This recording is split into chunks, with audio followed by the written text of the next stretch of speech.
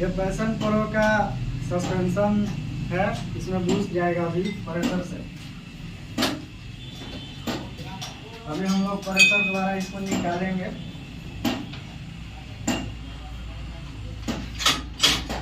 Cameraman focus करो।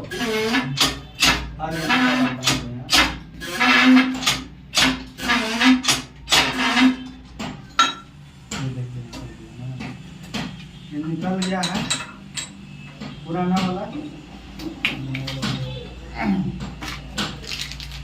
Hero का ही suspension boost है, इसमें जाएगा।